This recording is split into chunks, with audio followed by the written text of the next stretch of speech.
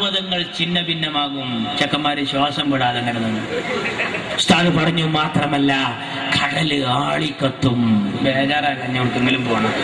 ഇതൊക്കെ കേട്ടപ്പോ ശാന്തമായ സൂചി വീണാ കേൾക്കുന്ന നിശബ്ദതയുള്ള ആ സദസ്സിൽ ഉസ്താദ് പറഞ്ഞു പത്രേ, അന്ന് അല്ലല്ലാത്ത ഒന്നും ഉണ്ടാവില്ല, അന്ന് അല്ലല്ലാത്ത ഒന്നും ഉണ്ടാവില്ല.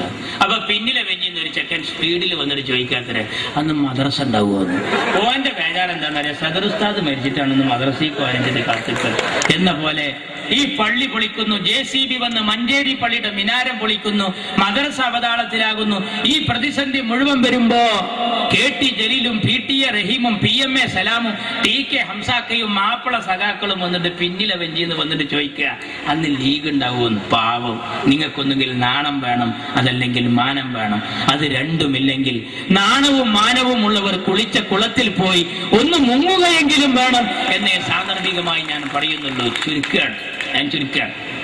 കേരളത്തിൽ ഭരണം കൊണ്ട് പൊറുതിമുട്ടിയ നിങ്ങൾക്ക് അടുത്ത തെരഞ്ഞെടുപ്പിൽ ചാൻസ് വരാനിരിക്കുന്നു അല്ലേ?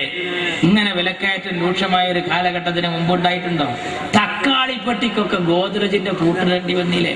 മാറ്റിച്ചേരാ എത്ര രൂപയാണ്? 40 ഉറുപ്പ്യ തക്കാളിക്ക് വരെ വന്നില്ലേ? എന്റെ അമ്മനോട് ചോദിച്ചു, മാനേത് കിലോ 10 എന്ന് പറഞ്ഞ് വന്നിരുന്ന സാധനല്ലേ? ഞാൻ അമ്മാനോട് പറഞ്ഞു 2 കിലോ 10 തന്നെ വന്നിരുന്നു, വാരി കൊടുത്തിരുന്നു. ഈ വിലക്കയറ്റം രൂക്ഷമായ സമയത്ത് ഉമ്മനോട് ചോദിച്ചു, പിന്നെ തക്കാളി ചാറ് വെക്കാൻ എന്താ ചെയ്യാ? ഞാൻ പറഞ്ഞു പഴയ മാതിരി നല്ല ഭരണം വേറെയാണ്, അതുകൊണ്ട് തൽക്കാലം എന്തെങ്കിലും 1 or 2 എടുത്ത് ഇങ്ങനെ ഉപയോഗിച്ചാൽ മതി. ഉമ്മ പറയും ഇതിന്റെ ഒരു ചൂരും മണമൊക്കെ വേണ്ടേ കുട്ടിയെ? ഞാൻ പറഞ്ഞു ചൂരും മണമൊന്നും വേണ്ട, നിങ്ങൾ ആ ഒരു തക്കാളി എടുത്തിട്ട് ആ ചാറിന്റെ ചട്ടിമൊന്നുണ്ട് വിഞ്ഞാങ്ങിക്കാളി. ഈ പറമ്പിലും ഈ ദേഹത്തിലും ഈ കേരളം എന്നാകെ ഉപദ്രവിക്കുന്ന സഖാവ് അച്യുതാനന്ദൻ, കൊടിയേരി, പിണറായി തുടങ്ങിയ എല്ലാ മൂർത്തികളും ഒരു 2 കൊല്ലത്തേക്ക് കൂടി അടങ്ങി നിൽക്കണമെന്ന് പറഞ്ഞ അടുപ്പിൽ കണ്ടിട്ടും ഒരു പൊട്ടി വെക്കും. ആ മണം മതി നമുക്ക്, വേറെ ആലോചിച്ചിട്ട് കാര്യമില്ല. രൂക്ഷമായി പോയി, ബാണം പോലെ കുതിച്ചുയരുക. ഞാൻ ചോദിക്കുന്നു, മാർച്ചിച്ചേരാ ഇങ്ങനെ കറണ്ട് കട്ടുണ്ടായ ഒരു കാലഘട്ടം ഉണ്ടായിട്ടുണ്ടോ? ഞങ്ങളെ ഭരണത്തിൽ കറണ്ടിന് ചാർജ് കുറച്ചു എന്ന് മാത്രമല്ല എമർജൻസി മുഴുവൻ കേടുന്നു. കാരണം എന്താ? ഉപയോഗിക്കായിട്ട്. എന്നാ ഇപ്പോഴത്തെ സ്ഥിതി എന്താ? രാവിലെ കറണ്ട് പോണ്, ഉച്ചക്ക് കറണ്ട് പോണ്, വൈകുന്നേരം കറണ്ട് പോണ്, എന്നിട്ട് കറണ്ട് കട്ട് യശാമാരിവിന്റെ ഇടയിൽ. മാച്ചിച്ചാർ ഇതിൽ യഥാർത്ഥത്തിൽ കട്ട് ഏതാ? രാവിലെ പോയതാ, ഉച്ചക്ക് പോയതാ, വൈകുന്നേരം ഏതാണോ ഇതിൽ യഥാർത്ഥത്തിൽ കട്ട്? പണ്ട് ഒരു ഡോക്ടറെ അടുത്ത് നല്ല തടിയനായ ഒരുത്തനും പോയിട്ട് പറഞ്ഞു, ഡോക്ടർ അവിടെ ഇവിടെയൊക്കെ ഒരു വേദന ഉണ്ട്. ഡോക്ടർ പരിശോധിച്ചിട്ട് പറഞ്ഞു, ബേജാറാകണ്ട, ഭക്ഷണം ഒന്ന് നിയന്ത്രിച്ചാൽ മതി. ഡോക്ടർ എഴുതി കൊടുത്തു, രാവിലെ 2 ഇഡ്ഡലി, ഉച്ചക്ക് 1 കോരി ചോറ്, വൈകിട്ട് 2 കപ്പ് കഞ്ഞി. ഇത് കേട്ട് ഈ സാധു ആകെ മൊത്തം നോക്കി. രാവിലെ 2 ഇഡ്ഡലി, ഉച്ചക്ക് 1 കോരി ചോറ്, വൈകിട്ട് 2 കപ്പ് കഞ്ഞി. പുറത്തേക്കിറങ്ങി. തീറ്റപ്രിയനായ ഇയാൾക്ക് സംശയം തീർന്നില്ല. വാതിൽ മുട്ടി. ഡോക്ടറുടെ അടുത്തേക്ക് തലട്ടിട്ട് ചോദിച്ചു, ഡോക്ടർ രാവിലെ 2 ഇഡ്ഡലി, ഉച്ചക്ക് 1 കോരി ചോറ്, വൈകിട്ട് 2 കപ്പ് കഞ്ഞി എന്ന് നിങ്ങൾ ഈ പറഞ്ഞത്, ഇത് യഥാർത്ഥത്തിൽ ഭക്ഷണത്തിന്റെ മുമ്പ് അതാ ശേഷം? അതിനുള്ള ഭക്ഷണം മാറ്റിച്ചേരാ. രാവിലെ കറണ്ട് പോണ്, വൈകുന്നേരം കറണ്ട് പോണ്. എന്താ സ്ഥിതി? ആലോചിക്കണം സുഹൃത്തുക്കളെ. ഇവർക്ക് കഴിയില്ല. മാറ്റിക്കാർ റോഡൊന്ന് നന്നാക്കിക്കൂടെ? എന്റെ മുനീർ സാഹിബ് ആ റോഡ് നന്നാക്കിയപ്പോഴാണ് ഒരു വിദേശി വന്നിട്ട് ചോദിച്ചത്, ആരാണ് ഇവിടുത്തെ പൊതുമരാമത്ത് മന്ത്രി? ആ റൂമിൽ അതാ അനക്സിന്റെ വാതിൽ മുട്ടി. സൂര്യപ്രഭ പോലെ അത്തോളിയിലെ മുത്ത് CH-ന്റെ പുന്നാര മോൻ മുനീറിന്റെ കടന്നു വന്നു. ആ വിദേശി പറഞ്ഞത് കേക്കണം ലീഗ് വിരോധികൾ ആരെങ്കിലും ഉണ്ടെങ്കിൽ. എന്താ വിദേശി പറഞ്ഞത്? മോനെ മുനീറെ, നിന്റെ മുഖം പോലെ സുന്ദരമാണ് നാഷണൽ ഹൈവേ എന്നാ. മാറ്റിച്ചേരാ മോനെ മുനീറെ, എന്റെ മുഖം പോലെ സുന്ദരമാണ് നാഷണൽ ഹൈവേ എന്നാ. സഖാവേ, മുനീർ സുന്ദരനാ, വല്ലാത്തൊരു സംഭവമാണ്. അതേമാതിരി ഒന്ന് എന്റെ കൂട്ടത്തിലുണ്ടെങ്കിൽ എത്ര നന്നായിരുന്നു. ഇപ്പൊ ഈ മാറ്റിച്ചേരോട് ചോദിച്ചു നോക്കാണ്, എന്താ സഖാവേ റോഡ് നേരാക്കാത്തത്? മഴല്ലേ മഴ.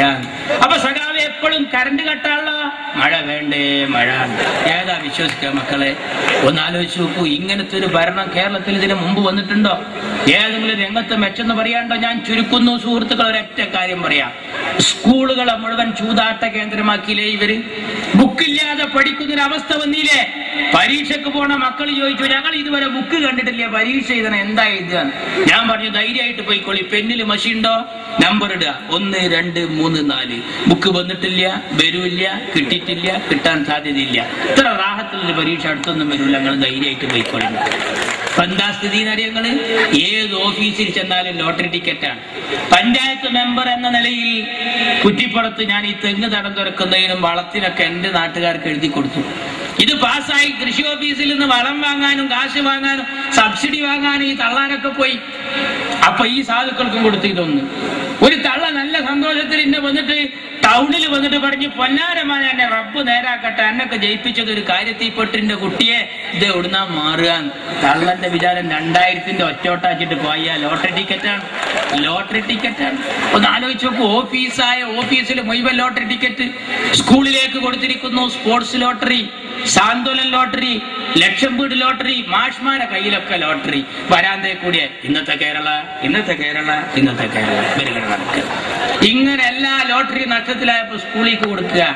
അങ്ങനെ നഷ്ടം വന്ന ഖാദി ബോർഡ് നഷ്ടത്തിലാന്ന് അറിഞ്ഞപ്പോഴാ മന്ത്രി ഓർഡർ ഇട്ടു. അച്യുതാനന്ദൻ ഉടനെ അതിന് ശരിയിട്ടു. എന്തായിരുന്നു ഓർഡർ? പഞ്ചായത്തിലേക്ക് വന്നു. രക്ഷിതാക്കളെ എതിർപ്പുകൊണ്ടപ്പോ വരാത്തത്. എന്തായിരുന്നു അത്? ഖാദി ബോർഡ് നഷ്ടത്തിലാന്ന് പറഞ്ഞപ്പോ 2 ദിവസം ഖദർ വസ്ത്രം യൂണിഫോമായി സ്കൂളിൽ ധരിക്കണം. നോക്കാൻ നിങ്ങൾ നഷ്ടം വന്നതൊക്കെ സ്കൂളിലേക്ക് കൊടുക്കുക. ഇങ്ങനെ പോയാൽ ആ ദിനേശ് വീടി നഷ്ടത്തിലായ എന്താകും സ്ഥിതി? ഹെഡ്മാഷ് പോയി 2 ബണ്ടല് വീടി വാങ്ങിക്കൊണ്ടിരുന്നു, സ്കൂളിലാണ്ട് കൊടുക്കും. അങ്ങനെ നമ്മളൊക്കെ സ്കൂളിന്റെ അടുത്ത് പോയി നോക്കിയാൽ കാണാം 7 ബിന്നും 8 സിന്നും 50 എഫ് എന്നൊക്കെ ഒരു പുക ഇങ്ങനെ കൊണ്ട്. എന്താ സംഭവം എന്ന് ചോദിച്ചാൽ, ഈ പീരീഡ് ദിനേശ് പീഡിയ മക്കളെ കുടി പോയിട്ട് 5 വക്തിലും തോരുന്നോളി. Beverage corporation നഷ്ടത്തിലാകാതിരിക്കട്ടെ. അതും കൂടി നഷ്ടത്തിലായ നമ്മളെ മക്കളൊക്കെ കാട്രായി അടിച്ച് വരുന്ന വരവൊന്ന് ആലോചിച്ചോക്കാൻ. ഒരു ഭരണം എന്തിനു പറ്റും? പാടത്തും പറമ്പിലും പാടുപെട്ട് പണിയെടുക്കുന്ന പട്ടിണിപ്പാവങ്ങളെ പലതവണ പലതും പറഞ്ഞ് പറ്റിച്ച പാരമ്പര്യമുള്ള പാർട്ടിയായ ഈ കമ്മ്യൂണിസ്റ്റ് പാർട്ടിയെ ഒരു പാഠം പഠിപ്പിക്കാൻ പാണക്കാട്ട തങ്ങളും പാണ്ടിക്കടവത്ത് കുഞ്ഞാലിക്കുട്ടിയും നയിക്കുന്ന ഈ പടയണിക്കൊപ്പം നിൽക്കുക. അള്ളാഹു അനുഗ്രഹിക്കട്ടെ. അസ്സലാമു അലൈക്കും. ജയ് മുസ്ലിം.